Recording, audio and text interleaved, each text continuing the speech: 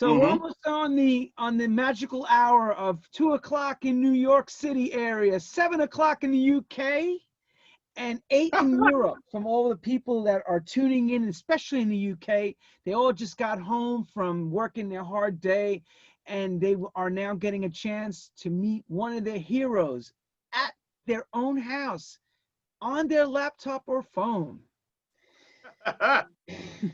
So listen. I'm in my townhouse. I'm in the penthouse for you guys.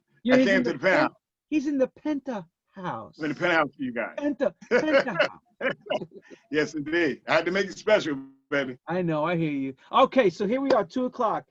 Welcome to True House Stories. This week's edition, we go into the penthouse of Mr. Toney Lee. He brings us into his house.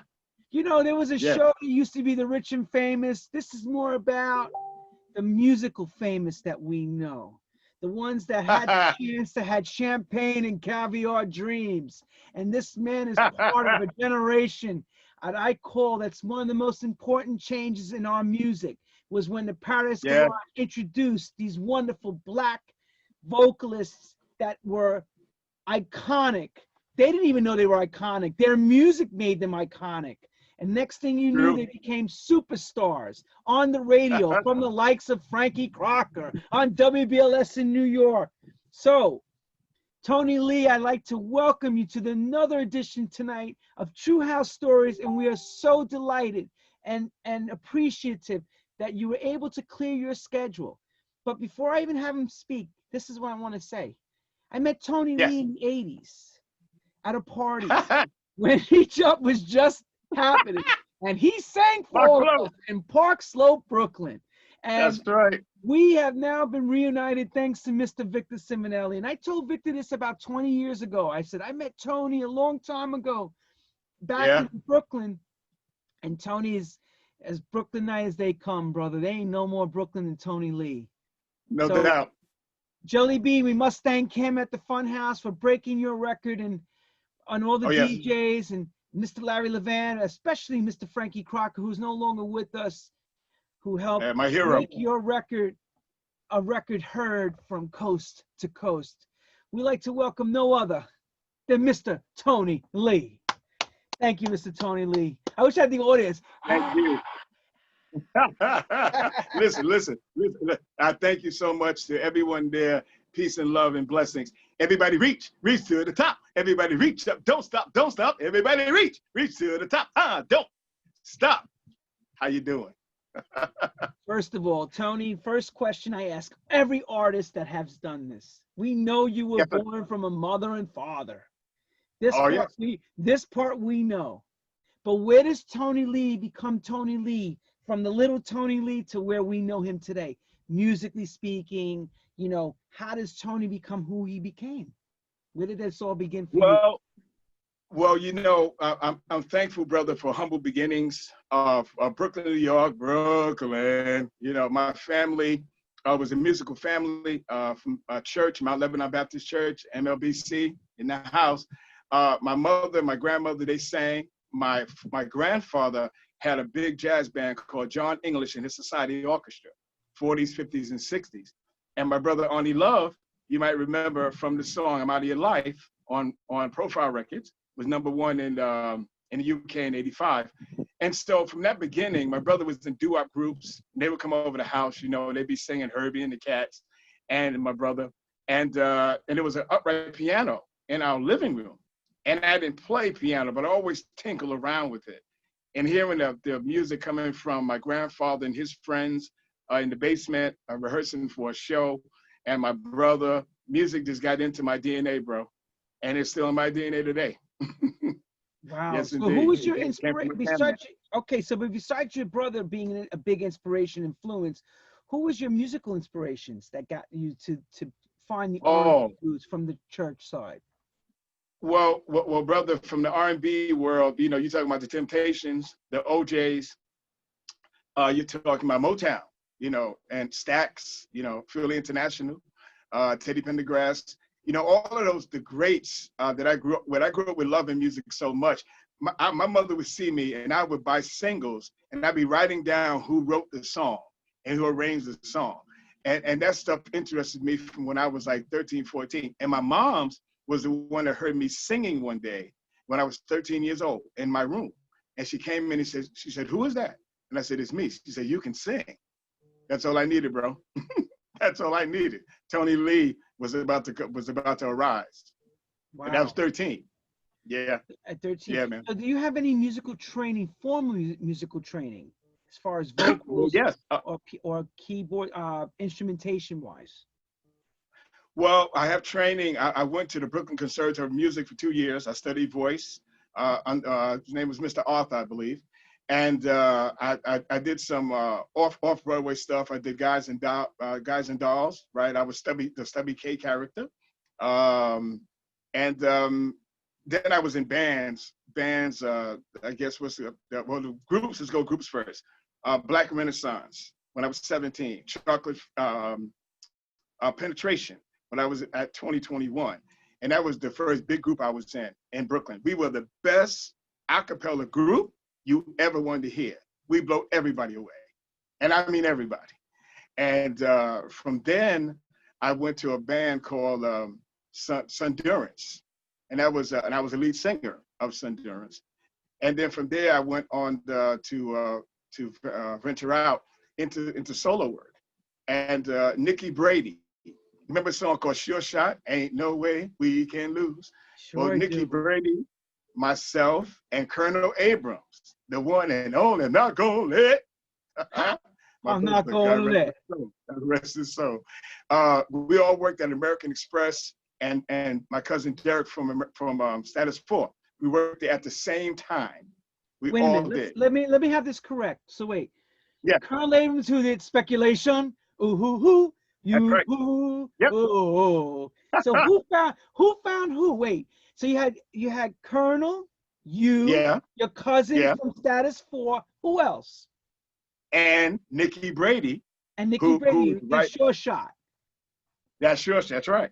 That's right. The Tracy Weber record, the one that Ray Piano sung. Yes, I remember that record very well. Yes, and we all worked at the same time. And I remember going to Colonel. I first met Colonel, and Colonel had stature. Maybe it was because of the name. But I first met Colonel, and me and some of the guys from the group Penetration, I was in, Jesse Mayfield, my good friend actor in L.A., we went to his house.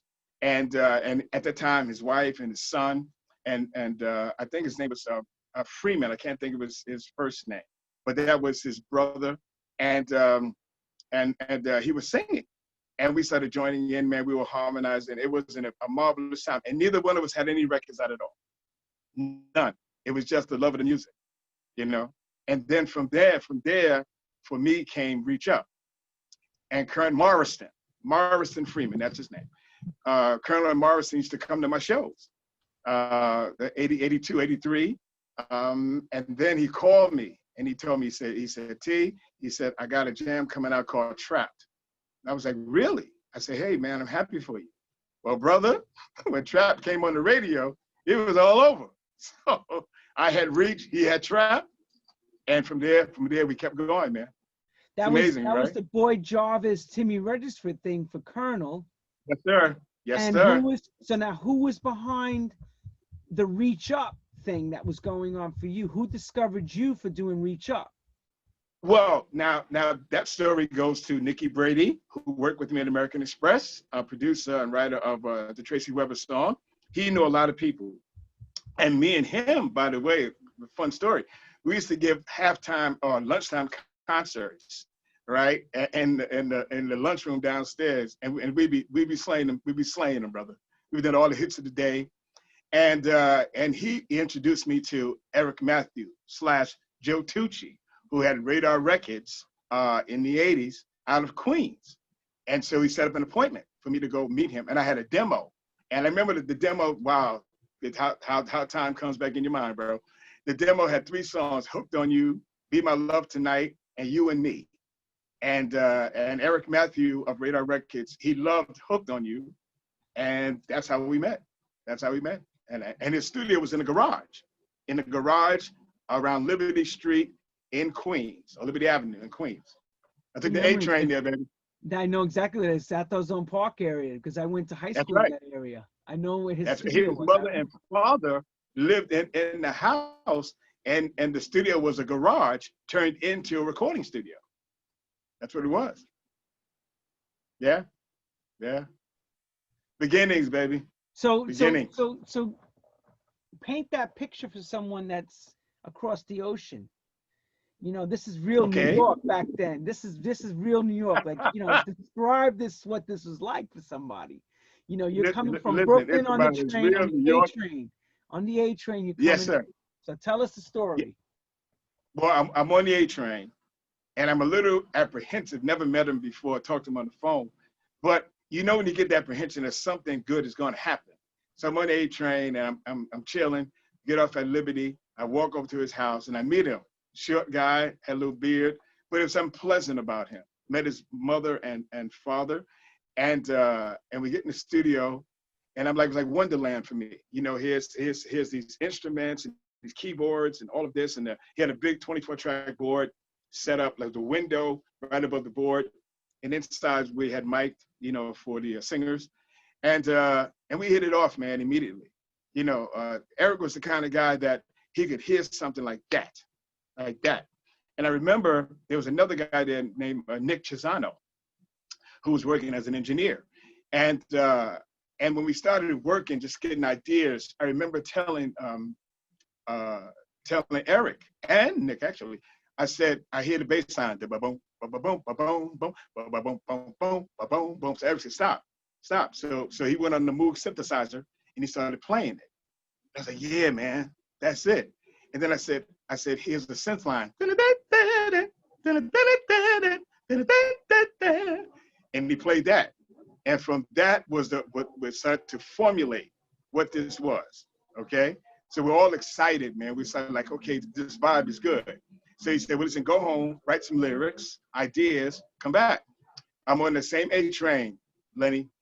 And the lyric came to me. Hey, what's wrong with you? You're looking kind of down to me, hurting inside because things ain't getting over. I was like, yeah. So I wrote it down. By the time I got to my house in Park Slope, I called him and he said, love it. What else you got? Then the rest of it started to flow out. By the time I got back to him, lyrically, I had the whole song. So that's true, because I know how long that train ride is. I know that train ride, because you got to go to the F train. You got to catch the A to the F. I think it was Hoyt Skimmerhorn or something, right? That's right. No, actually, no. It was the A train going out, and I might have had to transfer to the J. One of those, bro. What was the A train going out? There was two trains in the Park Slope, because I used to go to your area. I know exactly. It's been a long time, but I remember that. Hey, listen, it's funny. Speaking of D train, the D train went to 7th Avenue. That's right. That's why I got up and walked down. Check that out, brother. So you hear everybody, you see when he's talking, he sounds like the record, right? Is it crazy? He's pointing, he's like, hey, what's wrong with you? Hey, hey, what's wrong with you? Did you have any idea that you're looking kind of down to me? Oh, yeah. All that good stuff, man. Did you have any idea Eric Matthews was Gary's gang at the time when you went to meet him? No, I didn't. Not when I first met him. But then afterwards, we started talking about his career.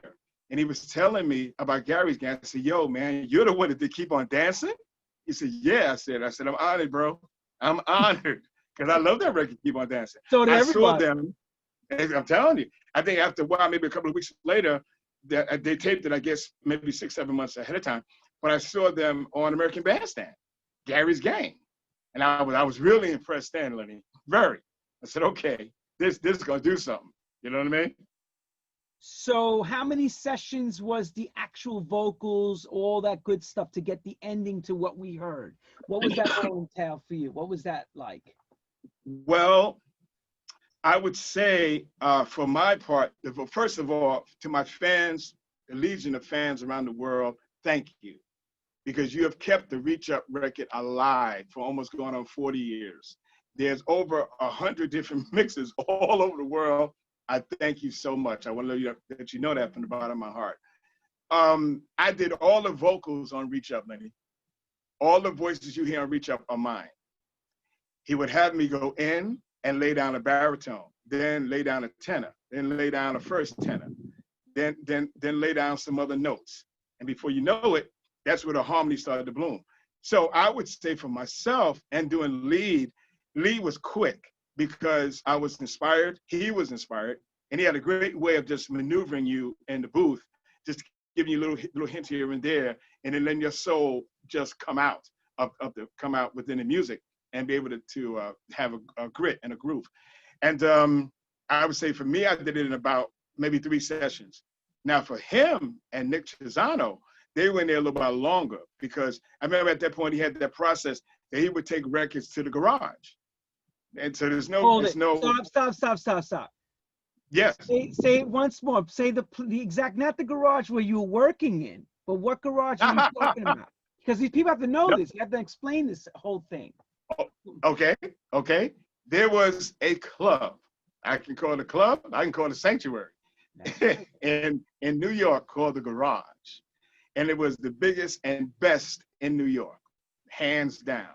And he had the one and the only Larry Levan. And he was the DJ. He had other great DJs, but Larry was the man. And so if you wanted to get see what's going on in dance music, which later really infiltrated and turned into house music, that's where you went. And you went there and you were able to play some of your stuff and see what the grooves were like. So I know that's one thing that Eric had done. He went there with the Reach Up record demo, or at that time, remember acetates? Remember that? We're going back now, bro.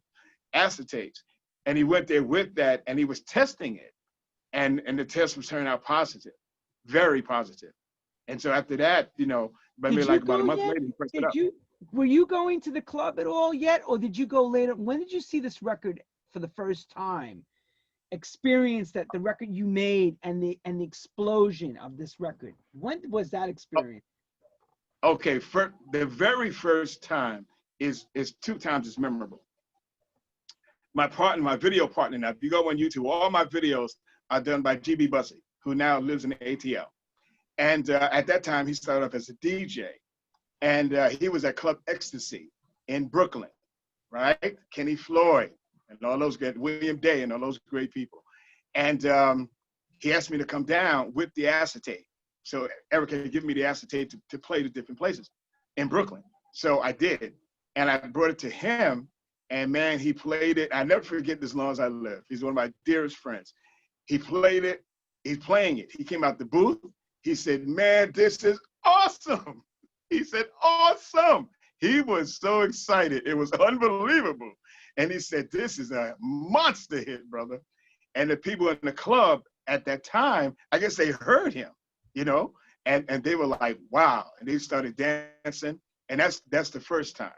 Maybe about a week later, maybe a little more, 2 weeks later, I'm driving down Atlantic Avenue, and it comes on the radio.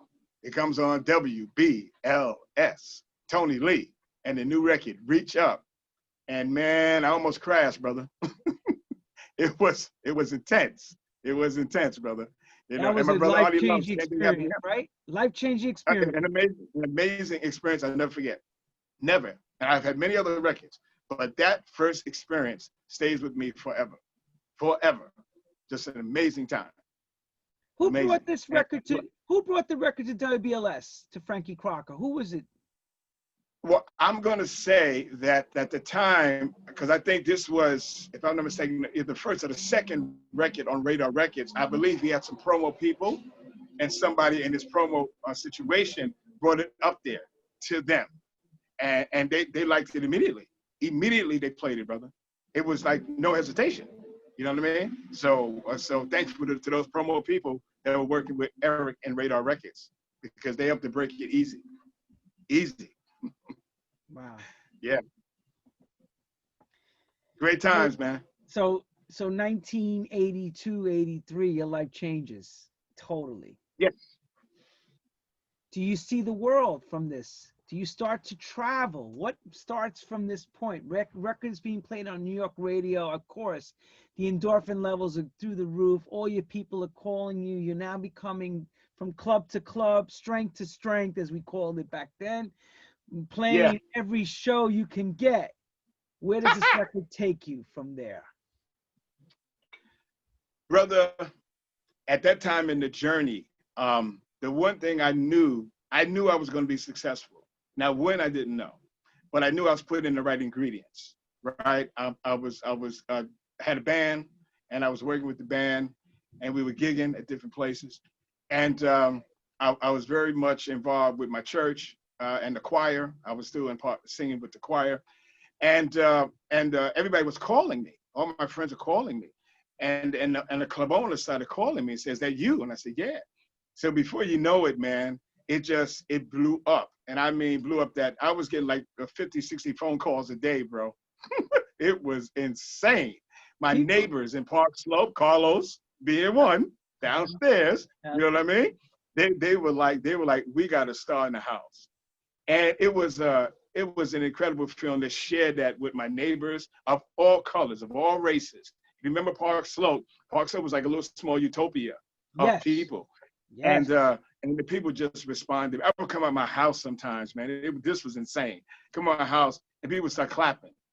They would start applauding. Me just coming out my house, bro. I wasn't used to that. I wasn't used to that at all. So in that was love. They were showing me love. But you have to understand that you're one of us that actually crossed over and made it. That was you back then. Yeah. And Lenny, first record.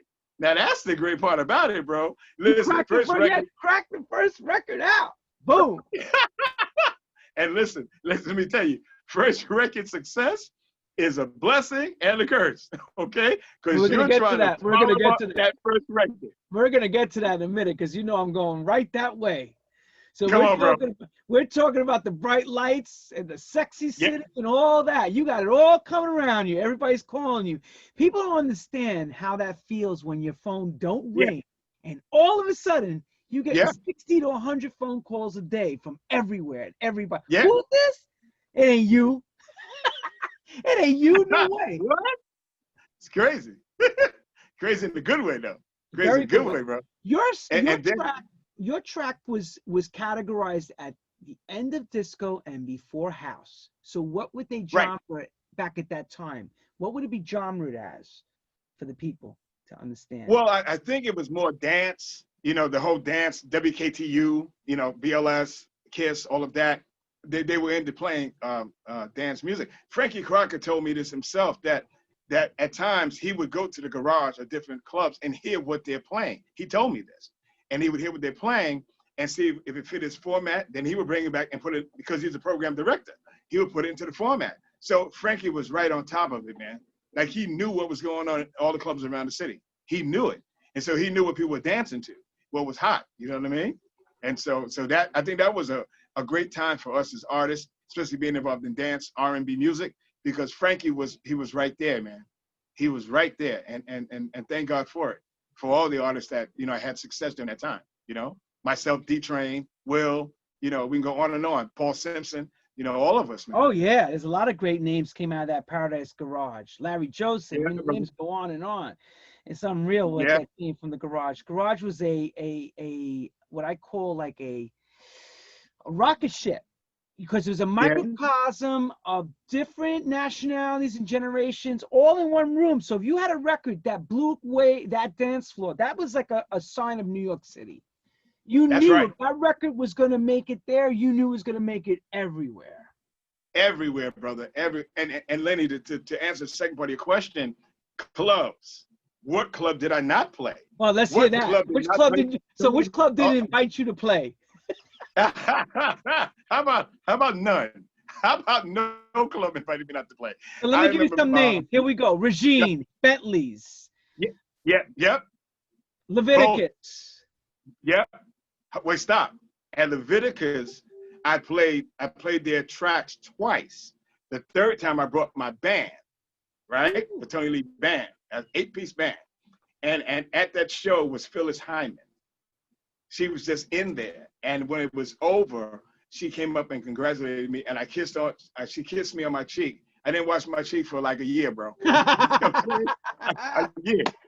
Phyllis was right here with me. But because she was stunningly beautiful. and so gifted and talented, man.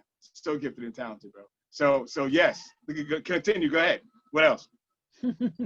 Zanzibar. Oh yes. Oh yes. Club Sure. 280. Club. Yep. Sensations. Sensations. Roseland. I Yes. mean, there's thousands of clubs. Palladium. You played them all. Brother, I played them all. Let me tell you Bonds, one of the greatest. I think you even played. I think if I remember correctly, I think you did Bonds International too. Oh, did I ever? I remember doing Barnes International, and at the time, my brother-in-law was working with me as my road manager, and he couldn't believe the crowd. He was a young cat, Lenny, and he couldn't believe the crowd. He said, "Man, you big time, son." He was just, the women, everything for him. It was like, listen, I ride or die with you, bro, because this is happening. So here's the question. Man. Here's the question. Yeah. During those times when the record hit, what was your rider like? For example, going to the club, what were you expecting? What was asked of the club to provide you? Limousines, such as such. Certain people, they wanted limousines. What was your rider like? Yeah. Well, mine was, the limousine was a part of it without question. And also because, even during that time, and even more so now, I'm a health enthusiast. During that time, I was even more so. And so I had to have fruit, grapes, oranges, stuff like that. I had to have in the limousine, in my dressing room, had to have tea. I was a big Kentucky Fried eating boy at that time. So you had to give me the crunchy Kentucky, the crunchy, not the regular one, baby. Not the original. The hot, spicy, the hot, spicy, crunchy one. It had to be in the dressing room, brother. I had the chicken to oil up the voice, baby. So that, and sometimes I would like flowers. It was nice. And just, I'm big on smells and aroma. So we'd have to have it smelling good. You know what I'm saying? Like the play, because a lot of my people, family, everybody want to be in the dressing room, bro. Everybody. So, that was important to me. And like as a transportation to and fro, and just have friends of mine that they like wine, that kind of thing. I'll tell a little wine every now and then. But for me, it was all natural stuff, bro. Not because that's been my calling card, being in this business as long as I have. You know what I mean? So that pretty much was. There was nothing wild or outlandish. No, I wouldn't think so. You were married. You were already married with kids. Yes, I was, bro. So the only outlandish thing was you were probably thinking about, like all of us, is I got to go home and pay bills now after this is over. Pay the bills, son. Listen, I'll give you a short story. At that time, I had 3 gigs in one night.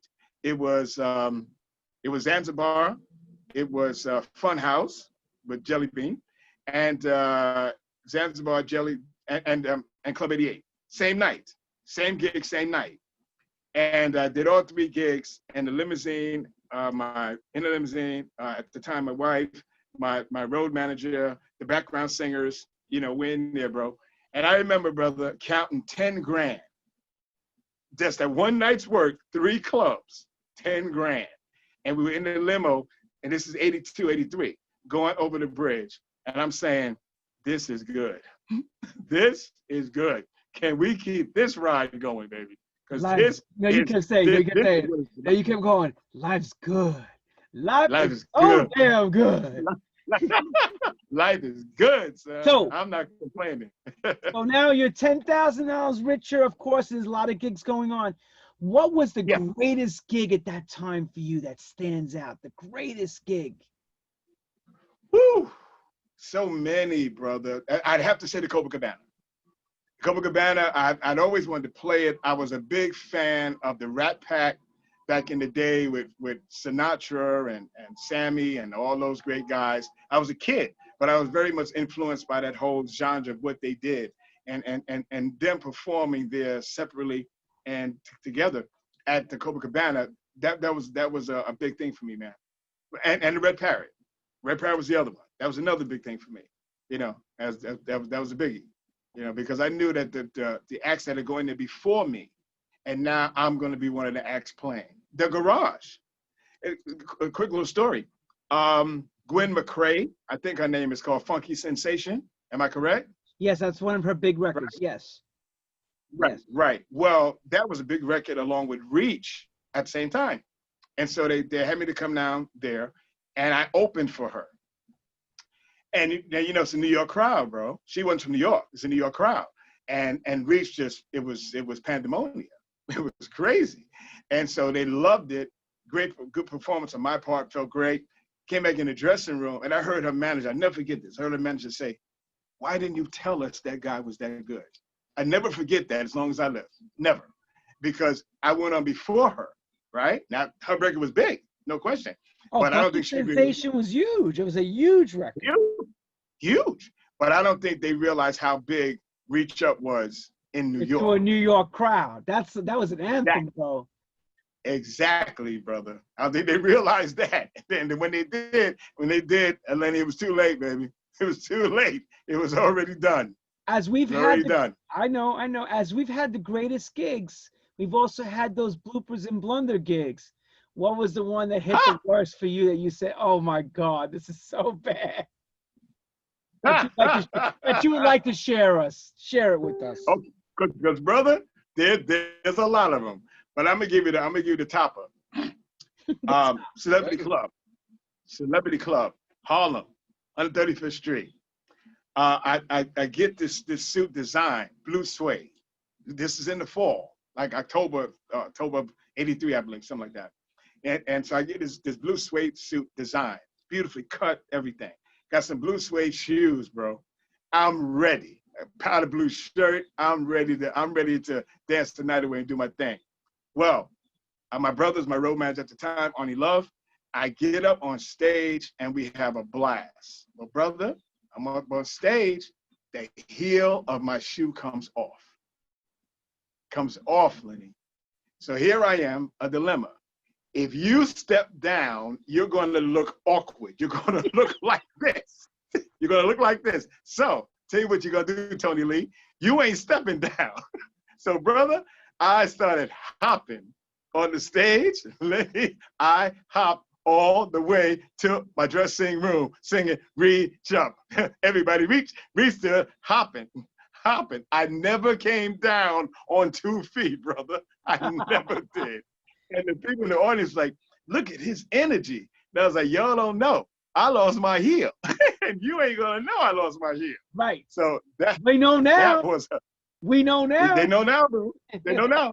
That was a major faux pas. Major. But I got through it. I got through it. So it was good. So how long did the success of this record keep you in the limelight for, would you say? I would say about 2 years. About 2 years. Because I got a chance to play all the clubs in the area and then go out to Jersey, Philly. I remember a club called the Library in Philly. I played that. Detroit, Chicago, not Chicago, no, Detroit, Florida, places like that. So it started to slow down, I say around early 85. Early 85, it started to slow down a little bit. And at that time, we were trying to get that next record, that next hit record. Now, Love So Deep, go back a little bit. Love So Deep came out maybe 8 months after Reach Up, but it didn't do as well, you know? It did okay, but it didn't do as well. So it didn't sustain the momentum, per se. And it went top 20. Love So Deep went top 20, but it didn't sustain the momentum like Reach Up did. You know what I mean? So I was still working off the Reach Up record. Yeah. That's tough when you're an artist and you really believe in the follow-up and it's just not locking in. It's just not locking in. Yeah. But listen, I want to say this to you. You know, I've been in this business over 35 years. So I've had my retrospective moments about my career and what things have happened and what didn't happen. And sometimes you look back on it, brother, and you say to yourself, you know, because you're young, you know, your energy is up, you know, you're out there, you're playing it, everybody loves you, it's a great thing, but it's business. It's a business.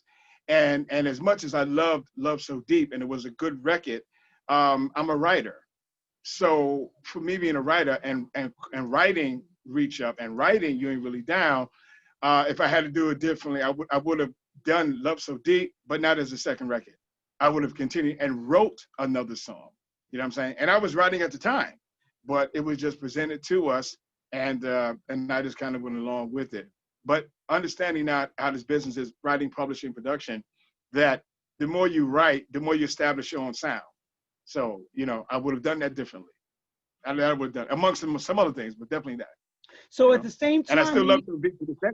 Oh yeah, oh sure, no, yeah. Yeah. Listen, Love So Deep's a beautiful record. Don't get me wrong. It just wasn't. It didn't have that aura like Reach Up did. It's just there's something about Reach Up. No, Everything's right. It was good. Right. It's right. Good. Everything's right. Good record. Where does Status 4 come into play during this era? Status 4, my brothers. Great story. You'll love it. My cousin Derek, and was in a group. I didn't know what the group was, but he was in a group. And at that time, Reach Up is flying. This is 83. This is 82, going into the fall of 82. And so he said to me, I got a group. And he said, you got to hear my group. And I'm like, you know how people tell you, I got a group, got to come down. Like, okay, man, all right, you know, like I'm real busy, bro. You know what I'm saying? You're my cousin, and you know, I love you. But, you know, like, what's going to be happening? You know what I'm saying? Am I really coming down to something? Or, you know, let me know what's happening. Put my coat on this. I said, no, man. He said, we can sing. I said, all right. So at that time, I'm living in Brooklyn, living in Park Slope, and they were in Bed-Stuy. So I went down to their rehearsal, and I remember, brother, like it was yesterday. It was a Thursday evening. I went to their rehearsal. I opened the door and hear the guys, right? The original guys, Lorenzo Lawrence, Sylvester McCain III, Jerry Brooks, and Derek White, my cousin. They had this mural of a mirror, and on this mirror, they had hundreds and hundreds of beautiful women on this mirror. So I'm looking at this mirror, and I'm like, man, this is some inspiration, brother. This is who are these people? And they would tell me they were friends and girlfriends of theirs that would help them, motivate them. I said, okay. I said, I like your taste. I like your taste. So I said, well, sing something for me. Lenny, they went to sing. They sang for me 10 songs, a cappella, 10 songs. By the time they got to song number 3, I said, I'll be right back. I ran to the phone. Remember, with no cell phones, baby. I ran to the phone outside, called Eric, said, Eric, you have got to hear this group. They're called Status 4. They are incredible. So Eric said, really? I said, yeah, man. And so I had a gig at Club Echoes in Jamaica, Queens, and I invited them to come down. They came down, and they sang on the bill with me. And Eric Matthew came down to see me, but he also came to see them. He loved them. He loved them. Their harmony was flawless. Lorenzo Lawrence, still to this day, a singing brother, man. And he sang most of the leads. And so he loved them. I loved them. Immediately, brother, I started thinking about them in terms of, you know, a record. My grandmother had a restaurant in Brooklyn called Utica Open Kitchen. Love you, Grandma. Up in heaven now. And she had the restaurant there. And on Utica between Dean and Pacific, my niece and I are sitting outside and we're talking. And she's telling me about some problems she's having or something. And she said, oh, Uncle, you ain't really down. I said, what did you say? You ain't really down. It stayed, Lenny. That stayed. I went home that night at my dining room table, and the story came. Said you were my lady, and your love was true. But as soon as I turned my back, baby, look what you go and do. You start sneaking and cheating, using me like a tool. Now I know the deal. I can see right through you. You ain't really down. I called Eric. Eric said, fantastic. Let's do it. The rest is history, brother. The rest is history. Wow. Imagine if you didn't go see your cousin in the group. Never would have never would have happened. No less your niece saying you ain't really down. That's right. That's right. Never would have happened. Never would have happened. So you talk about true stories. That's the truest story you're ever gonna hear, because that's for real. Wow. You know what I mean? And look at today. It's a classic song, and the group is legendary by this song. Go figure, brother. It's crazy. Go figure. You found the group because your cousin told you to get yourself down there, And you had to get from your house to Bed-Stuy. And that's like saying, man, you got to go far to Bed-Stuy. You're like, I ain't leaving Parksville. I ain't going up. You better have a correct. I got no Bed-Stuy, baby. Yeah, you're like, I ain't doing that over there. You better make sure you have it right, because I'm busy, man. Come on, bro. You know, and listen, I'm from Brooklyn, baby. I'm from Brooklyn, born Brooklyn bred, kid. But I went, and it was the best move I ever made, you know, in terms of a second record. And remember, Reach Up came out November 17th, 1982. You Ain't Really Down came out, I believe it was like May 28th, 29th, 1983. So they're 6 months apart, right? So here comes Reach Up and doing all this stuff. And then here comes You Ain't Really Down and more. So just imagine that 6 month time period, brother, and how encapsulated that was of just creative music. Many days people have asked me, like, did you know? I said, man, let me tell you something. If I knew, right, what was going to happen with those two records, I'd have wrote 1 million of those records. 1 million of them. Reach Up and You Ain't Really Down, brother. How could you know, Lenny? You never know. They were the first of their kind too. You have to understand. Yeah. They're the first of their kind. It's not like it's now in hindsight you could say I would have wrote 1 million of those records. You could have wrote 1 million of those records. It was just those two that popped out and made their mark. Yes, it's the truth, brother.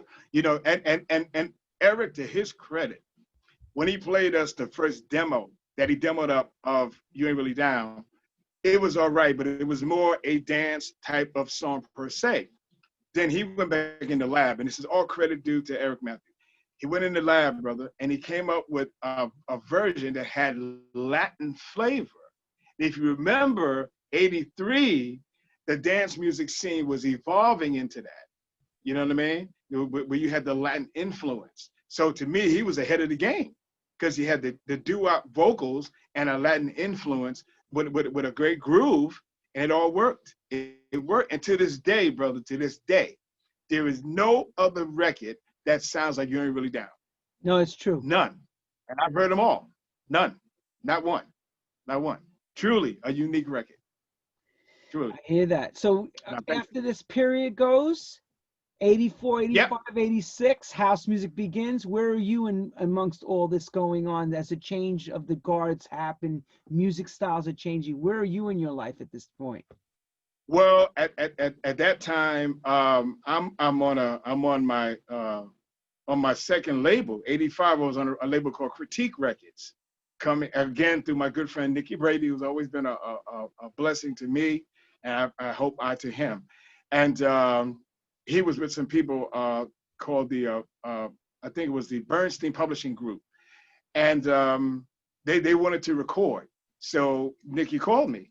And he said, well, listen, man, we want to do something with you. And we did a record called Teaser. I don't know if you ever heard it, but it was an R&B record on Critique Records out of Reading, Massachusetts. And the record was produced by them. Matter of fact, we did an album that was produced by Nicky Brady and Richie Bassoff. And the Bernsteins were the executive producers, I believe. And we did the single first, Teaser. It was an R&B thing. And it was cute. I was using my falsetto, and it had like a great sound. Teaser. It had like a great sound with that, and I liked it. And they sent it out to companies, and the one company that jumped on it was Critique Records out of Reading, Massachusetts. And they loved it so much, man. They got their promo people behind it, and the record went top 40 R&B. R&B, it did. And it afforded me the chance to travel around the country, man. I really the Southwest, you know, Vegas, California, Houston, all those places, man. Miami, all those places that I hadn't gone with the first record because it was much more centralized in the Northeast. But that record really broke out. And it was a big record for me. So that and the album started to make noise. And that's where I was in 85, 86, going into 87. Wow. Yeah, I remember that period. I remember that too. I remember that time. There's a different times. Pre-house music. R&B was making its mark again. R&B was real strong at that time, and things were changing. The guard was changing things again. You know, it was like a different sound. It was. During that period, did you ever make it abroad to Europe or UK for any dates and shows for your music at that stage? Well, you know, it's funny because I didn't realize, maybe until really in the 2000s, the magnitude of my original records, Reach Up, Uniquely Down. I didn't realize how much those records meant to the European market. I did. And I really didn't have great management at that time. That's the other thing. So I wasn't exposed to that. And it's ironic because my brother, as I said in the beginning of the show, Arnie Love, he had a song called Out of Your Life, and it was a mid-tempo track, and it was #1 on top. Remember Top of the Pops? Yes, top of the world famous BBC. It was #1. Yep, BBC Top Pops. Yeah, it was #1, and he never got to go there either because the management. He didn't have great management, and I think that's what stalled us both, really, of looking at the European market as a viable market, you know, as I do now. I mean, I know, but then I didn't know, and like you said, house music was emerging, and the records they were still being played in clubs and that kind of thing, but I didn't realize how the magnitude of what the European market was doing, you know, and that's because of management, brother. Just be straight up with you. Sure. For sure. You don't have great management, be a problem. Yeah, if you don't have someone looking after you, it's tough to know what's going on somewhere else, especially there was no internet back then. Everything was localized. It was not global as we are today. Right. For real. You know what I mean? But you know what? Life is a learning experience, brother. The longer you stay in the game, the longer you understand what the game is all about and how to maneuver your way. You know what I mean? So I'm thankful for being in the game as long as I have, and always looking to strive and do better and be better. You know? I hear that. Real. I hear that. Yeah, man. Yeah. So from that point to the point where you start to hear your vocal once again come back out, someone manipulates your vocal and samples your track with your voice on it. And it starts to make noise from the UK. Huh. What was that like? Brother? What happened there? Tell us about that experience. Brother, you talk about, that was 99. And really, from 97 through 98, I was a little dormant. I was really trying to find myself and where I was in the marketplace at that time. Because things change. The business changes.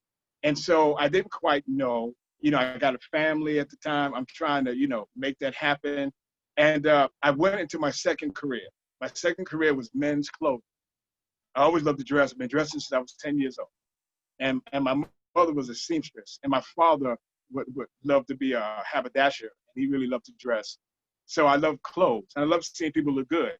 So during that time, I started being involved in men's fashions and working at,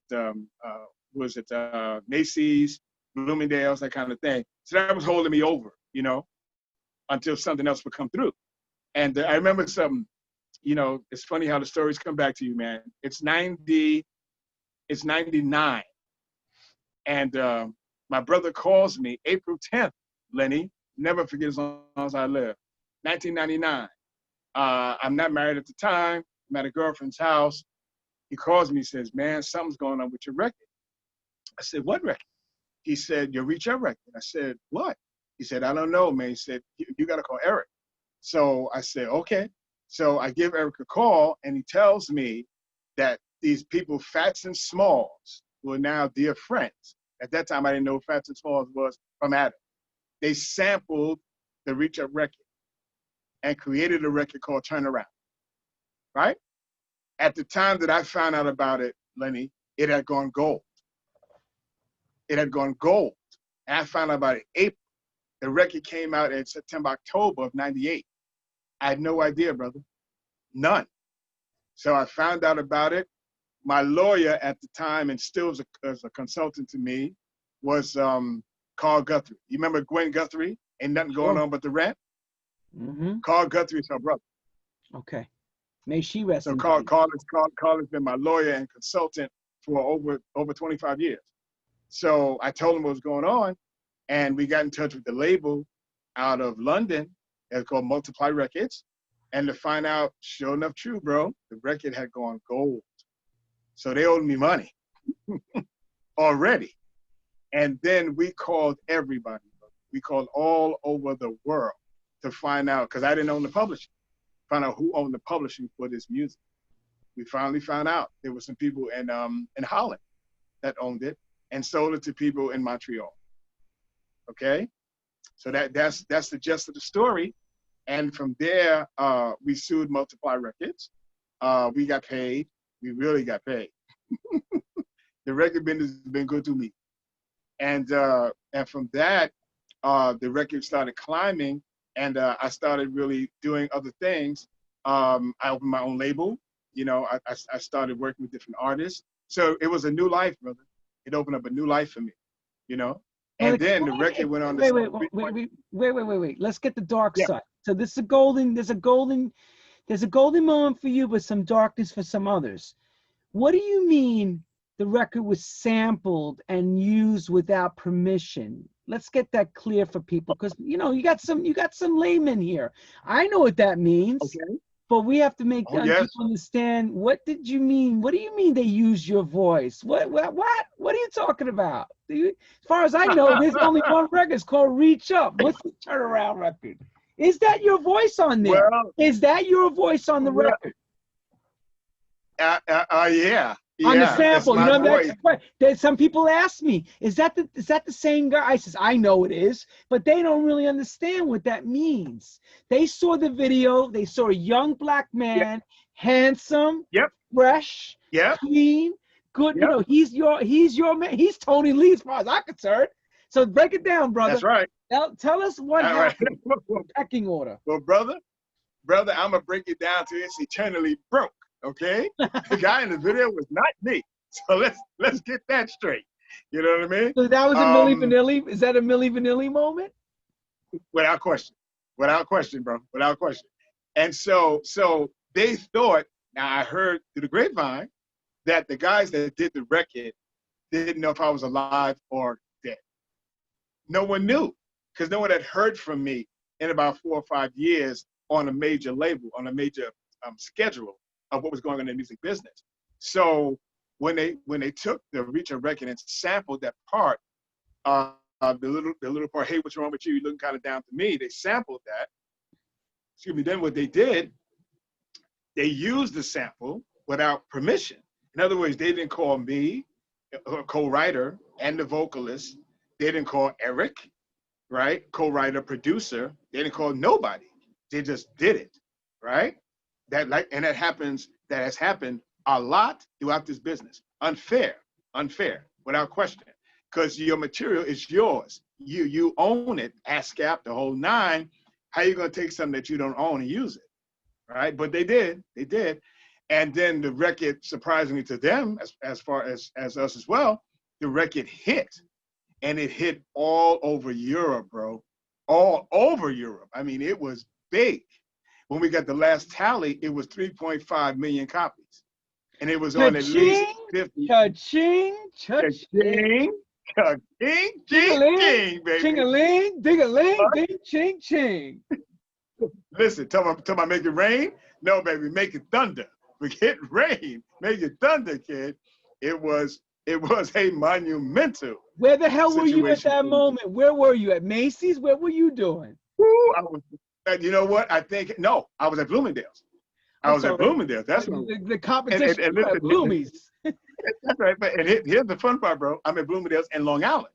I'm not even at Bloomingdale's in New York, in Long Island, in Roosevelt Field, actually. Oh, well, and I'm there. Not far from me. Yep. Yeah, that's right. That's right, Lenny. And Lenny, I'm there, and me and my lawyer, we're going through, and we're getting numbered, blah, blah, blah, blah, blah. Well, brother, the first royalty check was 50 grand. 5-0, baby. 5-0. That was the first of many to come. And brother, you talk about a happy guy. I knew right then, Bloomingdale's, you ain't gonna see me no more. I can know right there, because we knew that from the royalty thing that we had talked about, that there was more royalties to come. We knew that, you know what I mean? So they sampled it, didn't tell us, but we were able to sue them and get paid, okay? But in the same story, when we my lawyer talked to Multiply Records and said, well, listen, what the best, at least you can do is give us a gold record. Since the record's already gone gold, right? At least send us a gold record, besides paying us, but send us a record, you know, to show your goodwill, you know, in terms of where we're at. You know, they told me, Lenny, no, we're in litigation with you. We ain't sending you jack. Really? Nothing. Okay. Now let's bring it up a little bit. Let's bring it up 2019. We can go back, but let's bring it up. 2019, I get a call from Jason Fatts of Fatts and Smalls from the UK, and he says, Toney, we're coming into New York. By this time, you know, we had made amends because I didn't know him, he didn't know me. We were two strangers. But, you know, I got paid, he got paid. So all is well. You know what I mean? We're going to move on. And then maybe we'll do a project together. Who knows? But he said he's coming to New York, and he says he wants to do a documentary on Status 4 and myself, right? Because of the new record, you know, Don't Stop, Keep Rising, which we'll talk about. You know, we'll get to that. We'll get to that in a moment. We'll get to that in a moment. But yeah, go ahead, the Jason Fatts story. So I said, yeah, sure, come on in. So they came in, and we were with Tyrone Lowe on his show Legends out of Lehman College, and Jay Fatts and Jude Evans, they brought themselves there, and they were the crew, the filming crew as well, and we did a spot for Tyrone Lowe's Legends show, which was fun. We had a great time. And after that, they wanted to go to some of the different places that we went to, that we started from, in terms of, you know, performing, and started making records and all of that. So I took them to American Express, took them to Brooklyn, different places. They took them up to Brandeis High School. We used to rehearse up there, Status rehearsed up there, blah, blah, blah. So long story short, they're going to treat us to dinner. We're going to go to Junior's. And we said, okay, fine. We're in Brooklyn. I'm Brooklyn. Let's go to Junior's. We go to Junior's.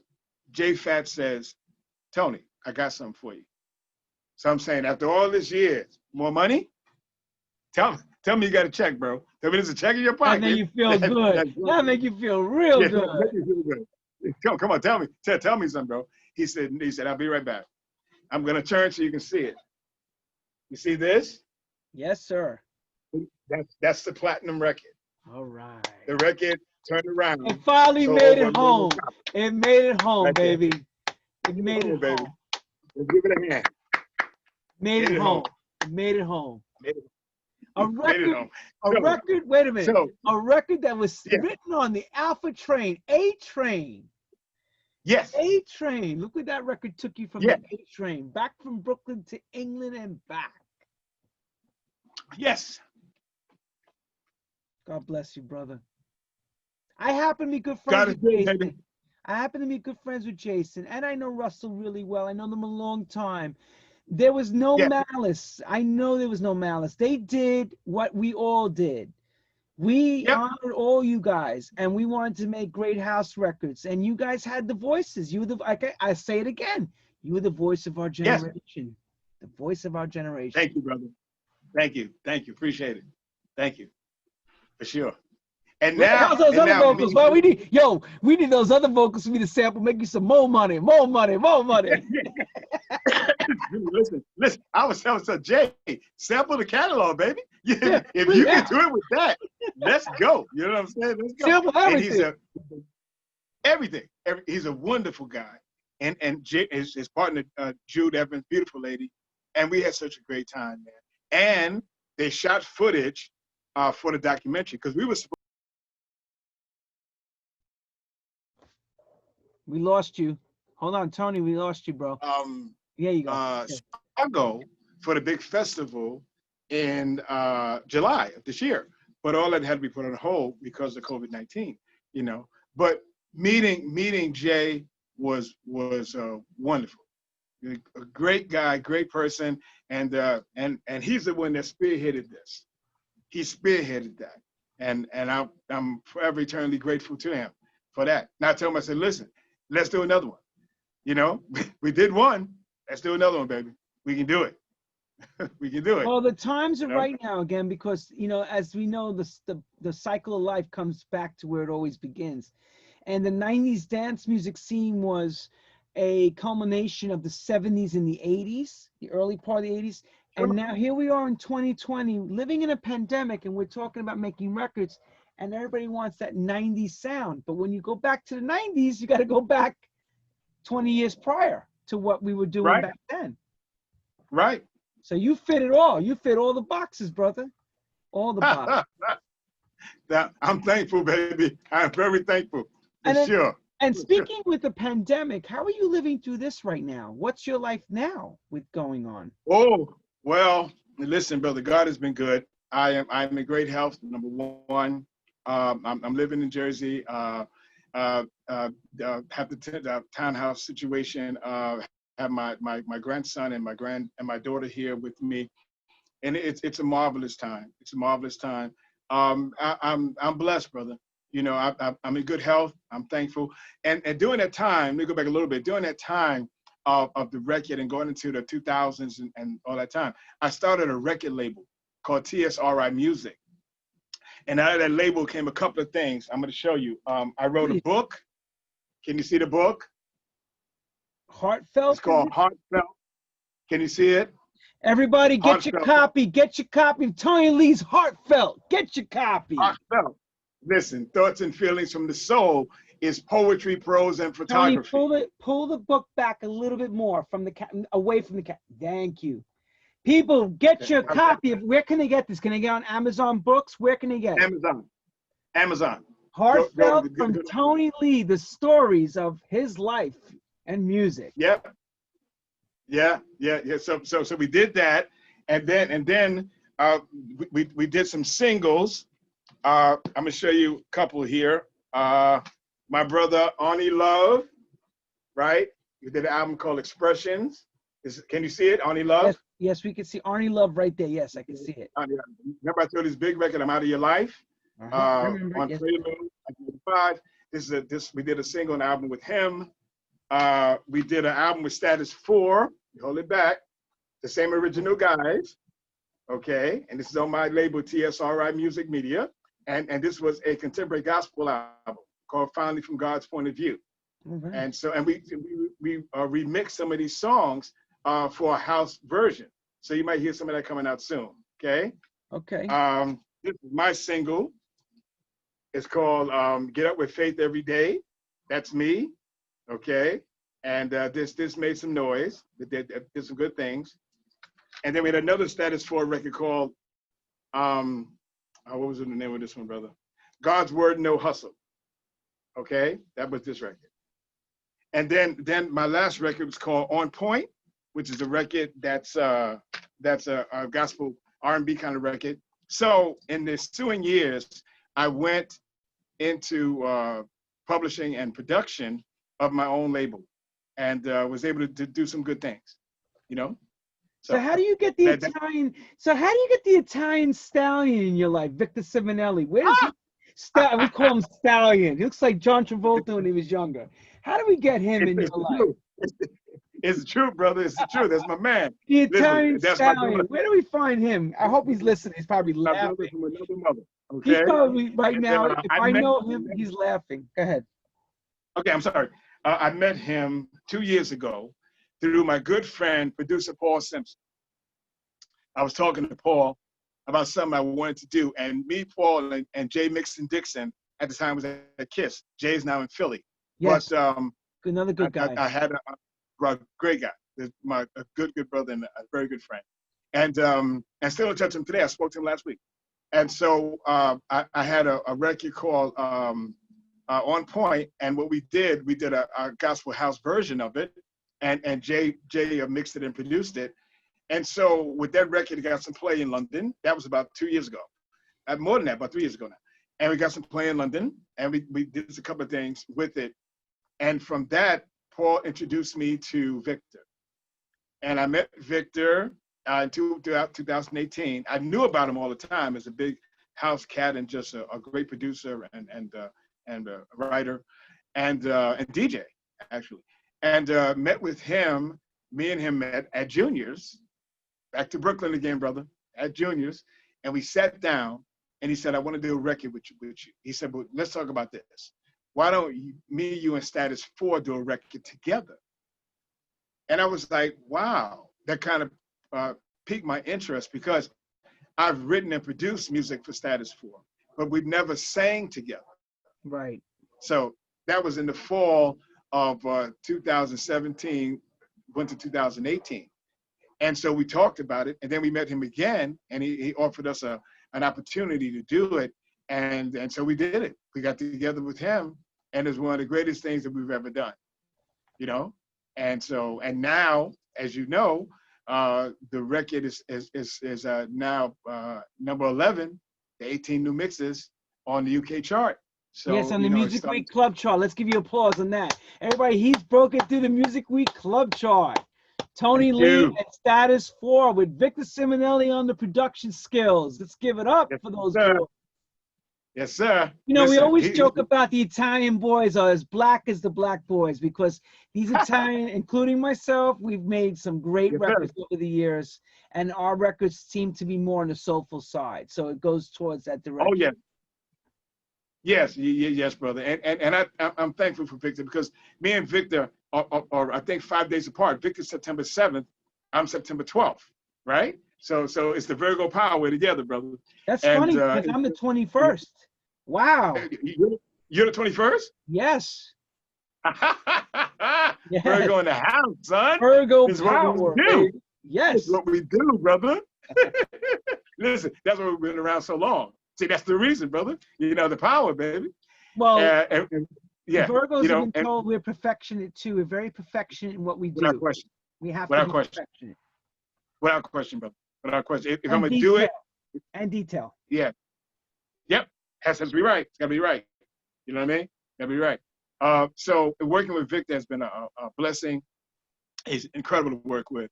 And we wrote this song, Victor, myself, and Derek, called Don't Stop Keep Rising. And we actually were recording it transatlantic because Victor was in the studio in the UK, and I'm at my house at the time living in Westchester, and I'm there, and we're kicking ideas and stuff back and forth to each other over the phone. It was the most fun I've ever had recording anything, ever. But did you ever think you'd be working like that? Back, you know, coming from where you come from and back in the time with the traditional setup to you're working with telepathic Skype or whatever you're working through the phone and talking and seeing each other. It's crazy, right? Crazy. No, never, brother. But I tell you this, Lenny, it was invigorating. It was invigorating, man. It really was. The ideas were flowing and popping, bro. You know what I mean? They really were. And I feel we came up with a great record. And a record whose time is really coming forth now, you know, because the record was released last November, but it was #1 in the UK in January, and then all of this hit. So, you know, we're looking for the record to do some big things. You know, it's a record that whose time has come.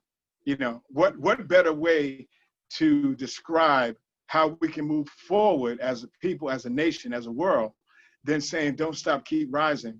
You know, rise through COVID-19, rise through racism, you know, rise on through Black Lives Matter, and have people be accountable for who they are and be able to be strong as we move along.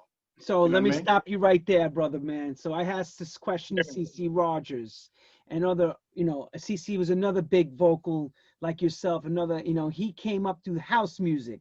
His record was Someday that Merlin Bob signed in Atlantic at that time when Marshall Jefferson. Right. Okay, so I asked him about how is he feeling with the movement going on right now, because you all grew up at the time when it was first time around.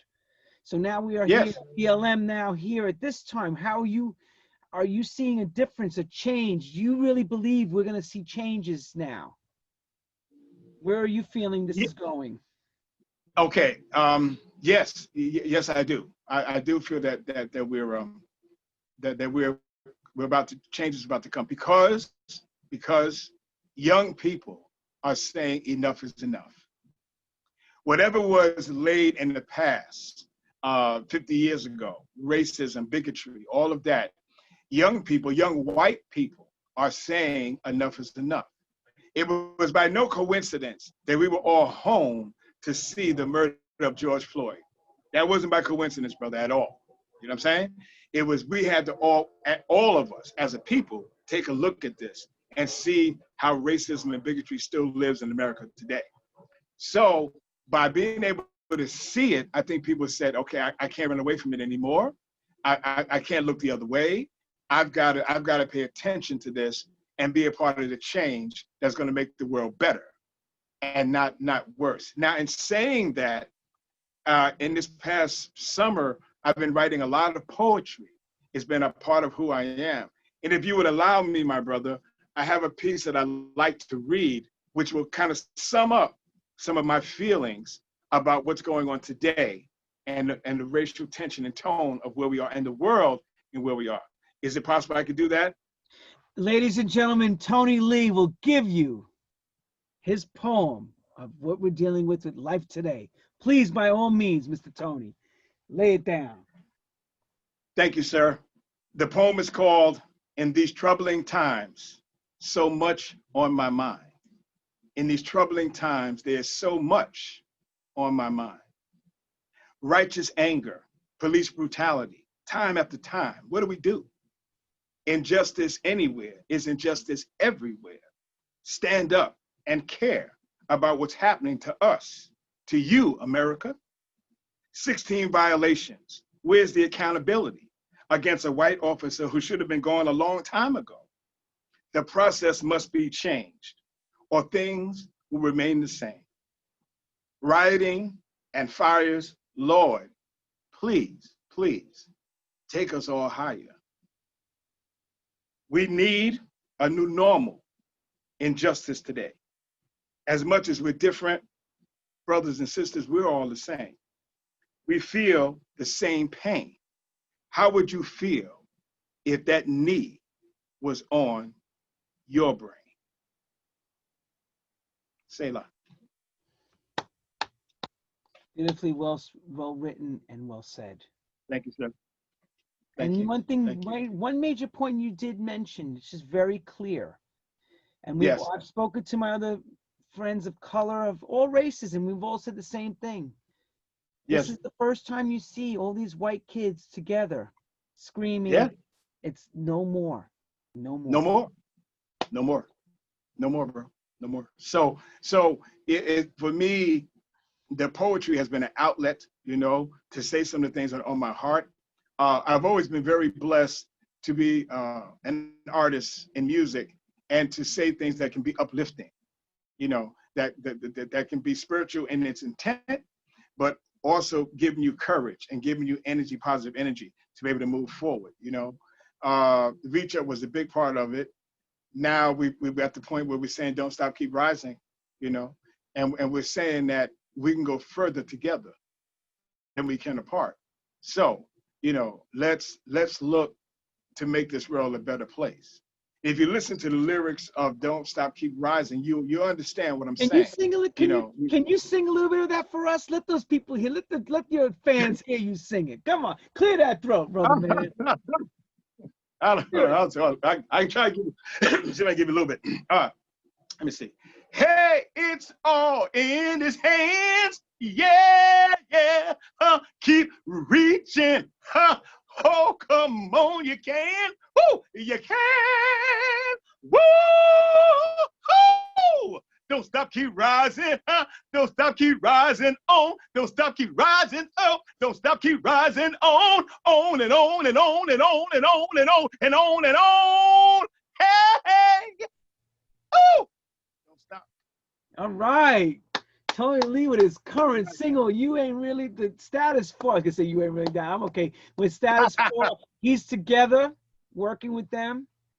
And he's also running a record label. And the next question I wanted to ask was, which is most important, who's pulling the strings on this record label? Like, who's making the decisions to go and make this record go to England? Who's running this ship? Are you the captain? Well, you have somebody else. Well, listen, captain, co-captains. You know, Victor Simonelli has been nothing short of a blessing for us. His connections all over Europe have been legendary. And he's working with, I think the brother's name is Mark Loverush, who does promotions over in the UK and the dance and the house market. And his label, Baseline Records, which is Victor's label, we're working with him on this record with that. And he's been really making some great things happen, you know. Also coming into play is this documentary that we're going to be doing with Jason Fats. I heard this before. What is this documentary? You got to explain this again. People need to understand. Well, you know, as it was explained to me, basically, it's a documentary on the career of, as they say, legends, Toney Lee and Status 4, coming from the Reach Up, You Ain't Really Down time frame, and moving on through that and the things that are going on in our lives and how we've lived the messages that we sing. So that's the premise of it. And so they were very elated with the starting success of Don't Stop, Keep Rising, they being Jay Fats and his partners.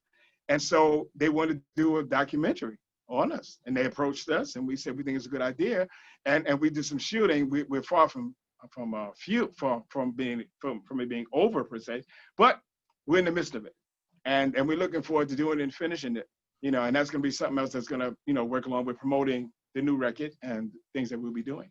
So, you know, hats off to Jay Fats. Congratulations, you know? Jason Fats. You know, I'm going to ask you about that. You'll be on here soon if you're watching. Oh, good. Mr. Fats. Good. Where's Fatty Man? But the weather Toney, that's right. The weathered Toney speaks to the young Toney. When I mean weathered, meaning you're wiser to the better. What would you tell the young Toney, you know, you got to go in a time machine and go back in time. What would you tell that young man coming out, that young buck? Listen, I got to take my glasses off for that, brother. I got to get back into Purple Haze, baby. All right, Purple Haze now. There you go. I would tell him to keep God first in your life. Stay grounded on what you believe in. Live your life so that your light can shine. Stay true to yourself as an artist. Don't let success or anything else take you away from your artistic soul or what it is you believe in. Know the business of music, because no one's going to take you by the hand and cradle you and just protect you from the big bad wolves of the music business, because there's greed and all kinds of nasty things involved in the music business. So you have to understand that you gotta research it. You gotta know what it is. You know, I've researched music for the past 100 years, so I can tell you where some of it comes from. And you gotta understand what it is that you want to achieve, and then stay focused and go ahead and achieve it. And don't let anything stand in your way, because it's your gifts, it's your talents, it's your abilities that God has given you. And you want that to shine. You want it to shine. And you want it to make an impression on people from a positive perspective. You know, right now I have a project, and you know very well about this, Lenny, with a good friend of mine coming out of Pittsburgh. And we were talking about Brother K. Grooves, and we have an R&B project that we're currently working around with. And I came to your studio and just demoed up some ideas and stuff. And we got some ideas we want to keep working, and we will. And the primary concern for us is to make sure people understand love, and the power of love, you know? And that's important to me. That's important to me, because I think that's what's missing today, you know? Yeah, just everybody loving each other and understanding the power of love. So I would say to the young me, you know, stay focused, you know, keep going, treat people as well as you can, you know, be the best person that you can, and let it shine through your art, you know, and be a good business person. Yeah, that's right. So how does Toney Lee stay relevant now? What's Toney Lee staying? How does he keep relevant now and fresh? Well, I think one of the ways, in many ways I do, but one of the ways is staying healthy. You know what I mean? About 6 years ago, I lost 57 pounds, and I haven't gained it back. So eating right has been a big part of it for me, right? So it's been hard through this COVID thing, because I'm not as active as I was, let's say, 2 or 3 years ago. But eating that, like if you were here, brother, I'd offer you some grapes, some blueberries, and some strawberries, brother. No Kentucky Fried Chicken? No Kentucky Fried Chicken, baby. Or so, how about some nice? Hold on a second. How about a nice cup of? Let me turn the label around. Green tea. How about that? You know what I mean? So yeah, the relevant person of me today is a person that's caring. You know, I'm concerned about the world I live in. I'm concerned about my art and having it touch people in a positive way. I'm also a mentor in a program called Young Men of Character. I've been involved in it for 6 years now. And the young men of character, they're young boys between the age of 9 and 12, and they're out of middle school in Brooklyn. All right, and working with them, Eagle Academy, and that's been a real mainstay for me. I've been doing this 6 years, and it's been a blessing for me, for sure. Because I wanna help young boys grow into young men, and know that they can do great things. I was friends with or associated with Chadwick Boseman, God rest his soul, and he went to my church. He went to MLBC in Brooklyn, Mount Lebanon Baptist Church, and got a chance to talk to him a couple of times. Great guy. No, And just very young. saddened by his Very passing. Young. Very young guy. They're young, too young, bro, too young. But it really should teach us all about health and how important that is, you know, and really just going forward and trying to live a good life. I tell you right now, I'm in Act 3. It's Act 3. I'm in my 6th decade. I'm in Act 3 of my life. And so I'm looking to make Act 3 the best act ever. And I tell all my friends, I want one more multi-million seller around the world, and it's gonna touch people and uplift people. And then you can call me in Hawaii on the beach, and I will answer your call when the waves come through, because I'll be chilling, as they say. But yeah, what makes me relevant, brother, is just looking at life and wanting to continue to do things that make life better, not only for myself, but for my family and for friends and for the world. And I try to do it through my art. So well taken. Is that you? Is that picture on the wall there? What is that picture I keep seeing? Left or left? Okay, now you want me to turn? Turn and tell the people that I've been seeing that picture. This one right here? Yes, sir. Okay, this is with Joey Cavello, the DJ, the maestro himself. And this is behind Madison Square Garden in 2017. And they were having a club night every Thursday night, and Joey invited me to come down. Okay? And I came down and I sang a little bit of Reach Up. And there was someone in the audience that took this picture. Okay? Great photo. That was a young lady. Yeah, right there. And it's a great photo, man. Great photo. So, you know, I asked her, could I use it? Is it possible? And I got it blown up. And now this is something I want to use around the world, you know? So that's me and Joey Cavello, Madison Square Garden behind us, and a whole bunch of folks reaching up. Okay? All right, so take us down to the next picture. Go ahead. All right. Now, can you see this picture here on the end? Can you see this? Yeah, I see the gold frame. It's hard to see. Yet, wait. Yes, now I can see it. Yes. Who's in the picture? Right. That is my mother and my grandmother. Oh, wow. And she had a restaurant, Utica Open Kitchen, where I wrote some of the first lyrics of You Ain't Really Down in her restaurant in Brooklyn. And if you can see, I'm going to get real close. You see this poster? Kool and the Gang. Kool and the Gang, New Breed, 1966. At the Brooklyn Albee Theater, I believe. Isn't that something? Isn't that something? Wow. Amazing, right? Wow. Amazing, brother. Those are moments. And I have one more. Those are moments. Those are moments that you treasure. Well, listen, this here, if you can see, can you see it? Yes, the two women in your life. I see it in front of you. Yes. This is my daughter, Tanisha, on the right, my oldest daughter, and my daughter, Karina, on the left. Oh. Okay. God bless you. God bless. Thank you, brother. Loves of my life. Both of them. And I have 2 grandchildren. My granddaughter, turn back around. My granddaughter, Jada, is 6, and my grandson, Patrick, is 22. So now it ain't just for me, bro. Act three. It's Act three. That's it. Listen. It's for now. My successes, even more so, are for La Familia, which is my family. I hear you. My children.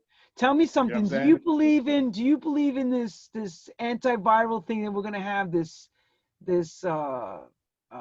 miracle drug that they're talking about with this pandemic? You think it's possible? You think it's real or what? I think it's. I'm sorry. Say the question again. I didn't hear you clearly. The vaccination. Do you think it's real? Yeah. Or you think it's a fugazi type of thing? What do you think? No, I think that they're going to come up with a vaccination for sure. I think you have some very dedicated people right now who are working on this thing, because this, my own personal opinion, this was an epidemic, a pandemic that came to the States that could have been avoided. That's my own opinion, not anybody else's.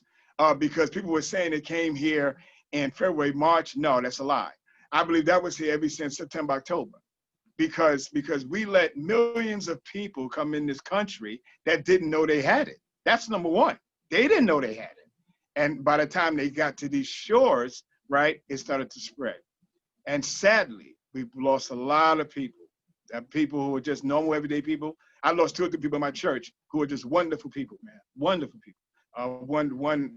Lloyd Cornelius Porter, and his brother's a great jazz singer. And his brother was lost to it in April, and that touches my heart, bro. So I think that there's going to be a cure. Yes, I do, and I think it is time, and I hope that the elections don't get in the way of what we have to do as a nation. We have to rise further, we do, and so I'm hoping and praying, brother, and getting people to vote. I'm doing all that at the same time. I'm saying it's because I'm staying proactive. Because even with our music industry all around, if you're in any recreational sport, anything, it's pretty much all the income has been decimated. All of it. You can't have any kind of recreation right now. And we live off of recreation. Our job is to recreate that feeling of your happiness. We can't do that right now. None of us can. Yeah. Well, I'm saying this. I had a meeting with the guys the other night, and we talked about it. I'm saying we have to find creative ways to do it. It's not easy now. It's not the simple way that we would have done it, 3 years ago, 4 years ago. But through Zoom, what I'm doing with you now, and through the process of being able to have social distancing and being able to go to different places and bring a positive message that people need it. That's why it goes back to, for us, don't stop, keep rising, because it's the message of the world today. The world needs this message. I truly believe that. I really do. I think it was created from us so that we can be a part of uplifting the world in a positive way. So I'm hoping and praying and working towards that fact that we want to keep this message uplifting people going forward. That's all we can do, brother. Keep working, baby. Keep working, brother. Some of your beautiful, some of your one of your first, I should say her first producers was you. Paula Brion had said hello. She was screaming through the chat. She's like, that's my musical family right there. That's my musical family. What's up, Paula Gay? What's up, Paula? That's my girl. She was our first artist, myself and Eugene Bussey. Our first artist with Sky's the Limit Productions in 1989. That was our first artist, man. And we produced her and the record Excuses, and we took it to Monica Lynch. And Tom Silverman wasn't there at Tommy Boy Records. He wasn't in that day, but Monica was there. And Tom Hoover, who used to work with D-Train, I believe. That's right. I guess Tom Hoover worked with D-Train. Right? That's right. Am I right? That's correct. And he was alumni of the Knicks. He used to play ball for the Knicks. And he heard it, and he was instrumental in helping us put a deal together for Paula at Tommy Boy. And we love Paula. She's a great vocalist and a beautiful woman of God, and always moving forward. So Paula, love you. Also, let me mention my assistant and a wonderful person who works with me, beautiful lady, Tyra Lynette Frazier. You met Tyra. And Wonderful we were in the person, studio everybody. and Tyra she's keeps it wonderful. together, fam. Keeps it all together. Yes, she does. That's it. Tyra Lord keeps me help together. us. Yes, she does. Tyra. Yes, she does. And she's a remarkable person in her own right. And she helps me with all the things we're doing here and Facebook Live and all the stuff we're doing. We have a new website coming out called www.talkingwithtony.com. And that's also the name of the Facebook Live page that we do at least once a month. So those are some of the newer things that are happening. And then with the poetry, we're going to re-release the book that I showed you, and we're going to change some things and add some things to the book, because that book actually came out 2004, 2005. So we're going to change some things and reissue that. So there's a lot on the works. Also, I write stories and I write scripts, ideas for scripts, and screenplays. And I have my brother, Jesse Mayfield, and out in LA, and we're talking about some things, some projects in the future. So, life is good, babe. Life is good. I'm thankful. As long as you keep your health, brother, everything else is obtainable. You know that. It's all about health. Yes, sir. Yes, sir. I mean, we lost a lot of good people. We lost a lot of good people from hypertension, diabetes. I'm not even talking about COVID, heart conditions. Just the tough life that the music industry and Hollywood does to you. People drink. It does. The drugs, the drinking is water, hard, bro. Yeah. Drink water, baby. Water, magic elixir. Drink water. Clean your system out, baby. Wash it clean, bro. Wash it clean. That's Wash real, it bro. clean. That's real, bro. That's real. You know what I'm saying? But all in all, I wouldn't change one thing about my career, not one, because I'm here for a reason, and hopefully I'm fulfilling the promise and the prophecy of my life. And so there's more to come.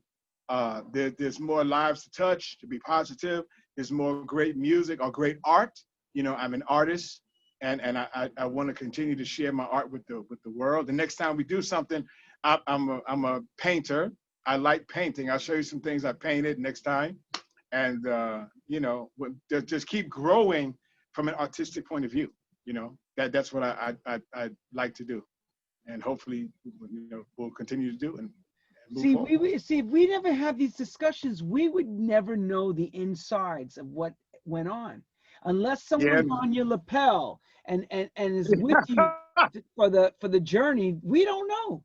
And I'm so glad you had the time to spend with us during this. I know you got a rough schedule. I know you're busy. You're busy. Do you feel there's enough time left to do everything you need to accomplish? Do you? Yes, I do. I actually do. I look at my life, Lenny, like a play. So this is Act 3 of the play, and so Act 3 usually is when the heroine comes in and saves the day, and the success starts to flourish, and people start understanding what it's all about. And that's why I'm at it in this third act of my life, to be able to do that. And I only do it for myself. That's one part of it, but to help others, and especially young people. You know what I mean? Young people. Me and my grandson, he's 22, and we sit down and talk all the time about life and about, things that he has, ideas he has and stuff, and things that I've seen. And I tell him, hey, man, I'm 3 times you, bro. I've seen where you're going. I've seen where you're going because I've been there already. So, listen a little bit, learn. You know what I'm saying? So, working with the kids has been as a monumental success for me. It really is one of the greatest things I've ever done, ever. Matter of fact, on the record, Don't Stop, Keep Rising, we had some of the kids on the record.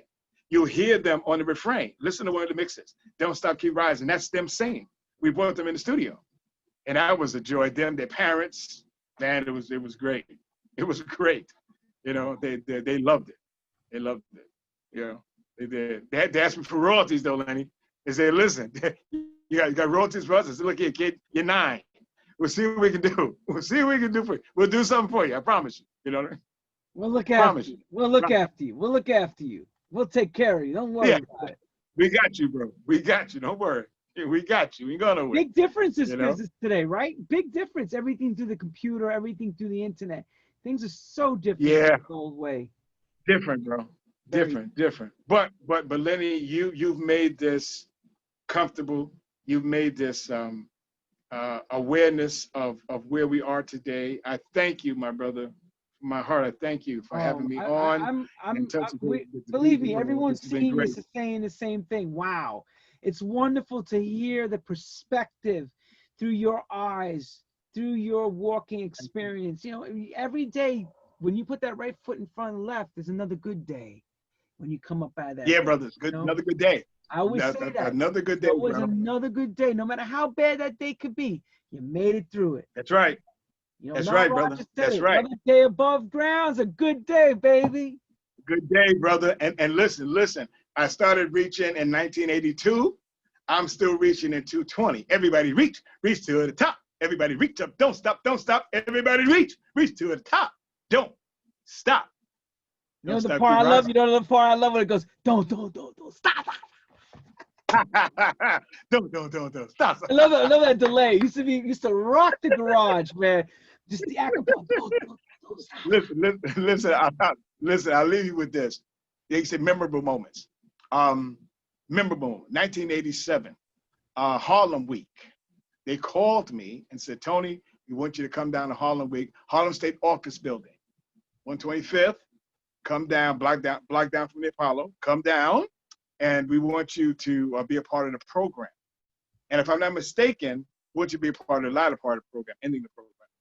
And so myself, Eugene Bussey, who's now my videographer and good friend and brother, Gene Quayle, who is no longer with us. He was my percussionist, and he passed in the 2000s. God rest his soul. And the three of us, they sent the limousine for us, bro. And we come up with the limousine back behind the state building. And they call my name, and I come out, and I start singing Reach Up. And Lenny, it's 5,000 people out there. Easy 5,000. Could have been more than that. And they're all singing Reach Up to the top of their lungs, brother. And everybody, don't stop. And it was an amazing moment. I'm actually singing it, man. And I stood there and saying, God, this is amazing. Because it was. And that's a moment I never forget. So Never forget it, brother. So can you tell somebody who's living alone, isolated, to keep reaching? Yeah. Because this is the thing I've been dealing with a lot of people. I'm reaching out to people. And when you say reach up, keep shining. Tell people, make them believe we'll get through this. Because a lot of people are losing hope already. Yeah, man. You know, let me speak to the audience. Audience, life is not easy. It is not.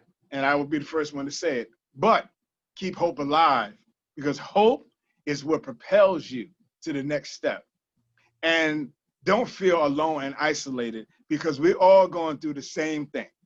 This has been a most incredibly crazy time for all of us. So you're not alone. So don't think you're alone. Touch base with somebody, your family, your friends. Play some music, play our song. You know, go on Track Source. Don't stop, keep rising.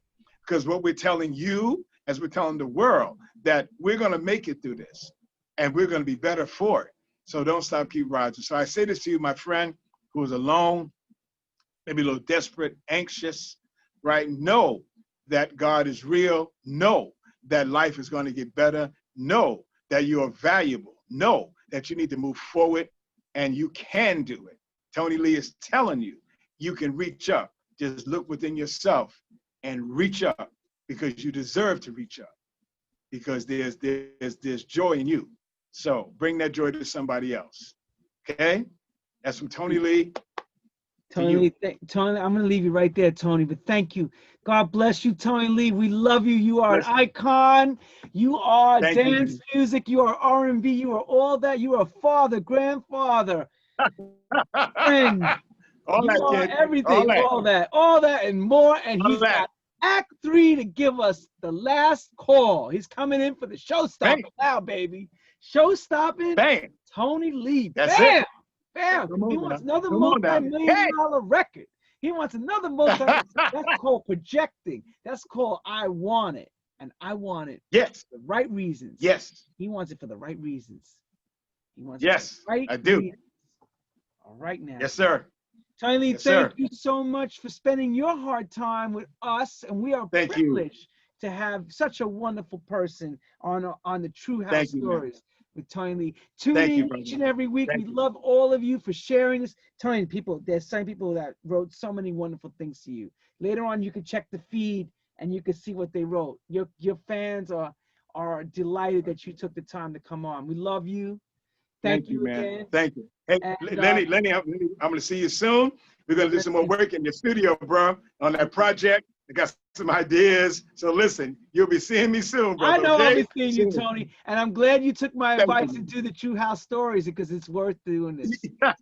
Yeah, brother. Thanks for the advice. You're 100% correct. 100%, brother. Thank you. Good luck to Appreciate Status 4, you, Victor Simonelli, Yes. on to your next big Yes. hit. We hope it goes Yes. all the way to the top. Rise to the top. Thank you.